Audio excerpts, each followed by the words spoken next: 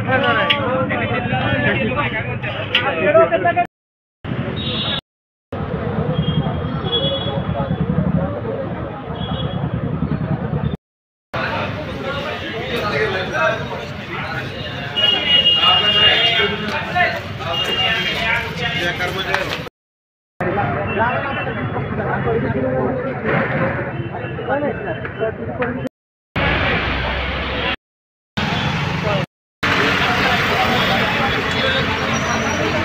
साहेब, जी आता फलटण नगरपालिकेने अतिक्रमण मोहीम जी चालू केलेली आहे त्याचं स्वरूप कसं आहे? सर्वप्रथम आपणा सर्वांना माहिती आहे की शहरामध्ये विविध ठिकाणी अतिक्रमणे म्हणा किंवा बेकायदेशीर काही गाड्या असतील किंवा काही टपऱ्या असतील, त्याचबरोबर काही दुकानांचे पुढचे शेड्स वगैरे, यामुळे वाहतूक कोंडी मोठ्या प्रमाणात होत आहे. त्याचबरोबर काही ठिकाणी नगरपालिकेच्या माध्यमातून गटर लाईन असेल किंवा ड्रेनेजची लाईन असेल यांची कामं चालू आहेत, पण त्या ठिकाणी काही ओट्याचं अतिक्रमण, भिंतींचं कंपाऊंड वॉलच्या भिंत, त्याचबरोबर इतर प्रकारच्या पायऱ्या वगैरे या सगळ्या गोष्टींचं अतिक्रमण मोठ्या प्रमाणात वाढलेलं आहे. त्यामुळे मुख्यतः रस्ते आणि गटार किंवा नाली यांच्यावरील अतिक्रमण झाल्यामुळे आपल्याला नागरिकांना सोयीसुविधा देताना अडचणी निर्माण होत आहेत आणि ट्रॅफिकची समस्या खूप मोठ्या प्रमाणात निर्माण होत आहे. तसेच वेळोवेळी आपण MRTP ॲक्टनुसार 52-53 नोटिसा सुद्धा दिलेल्या आहेत, तर त्या नोटिसांच्या अंतीसुद्धा कारवाई करणं आपल्याला आवश्यक आहे. काही ठिकाणी सार्वजनिक रस्त्यांच्या ठिकाणी काही बांधकाम होत आहे, त्यामुळे इतर नागरिकांना त्या ठिकाणी अडचणी निर्माण होत आहेत.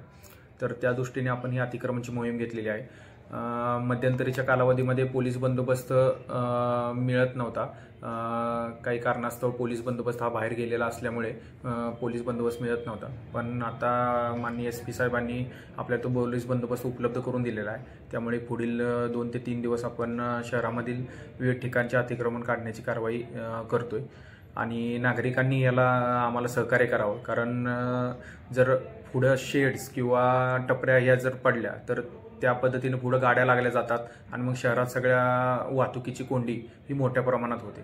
तर ते काढण्यासाठी सुद्धा स्वतःहून काढून आम्हाला नगरपालिकेला सहकार्य करावं अशी एक आमच्याकडून सगळ्यांना विनंती आहे. साहेब, एक फलटण नगरपालिकेने 4 ते 5 वर्षापूर्वी अतिक्रमण मोहीम राबवून अनेक ठिकाणची अतिक्रमणं काढली, परंतु त्या ठिकाणी पुन्हा त्या काही काळानंतर त्या ठिकाणी अतिक्रमणं झाली. त्याबद्दल आपले काय ठोस भूमिका आहे किंवा का अतिक्रमण होतोपर्यंत आपण नगरपालिका का थांबते किंवा हा जनतेचा नाहक पैसा त्यात जातोय? म्हणजे अतिक्रमण जेव्हा जी मोहीम राबवल्यानंतर जी पुन्हा त्या जागेवर झाली त्याबद्दल आपलं काय मत आहे आणि इथून पुढे काय ठोस भूमिका घेणार आहात तुम्ही? वेळोवेळी आपण आपले क्षेत्रीय अधिकारी आहेत त्यांच्या माध्यमातून नोटीस देणे आणि त्यांची कारवाई करणे या सगळ्या गोष्टी आपण करत असतो, पण प्रत्येक वेळी किंवा प्रत्येक दिवशी आपल्याला पोलीस बंदोबस्त मिळताना थोडीशी अडचण येते. त्यामुळं कारवाई करताना रोज आपल्याला कारवाई ती त्या पद्धतीने करता येत नाही. आता मागे 3-4 वर्षापूर्वी जी अतिक्रमण मोहिमेची कारवाई झाली त्याच्यानुसार तुम्ही बघत असाल तर स्टँड समोरचा रस्ता असेल, इकडचा अहिल्यादेवी चौकाकडे जाणारा रस्ता असेल, तर ते खूप मोठ्या प्रमाणात मोठे झाले रस्ते.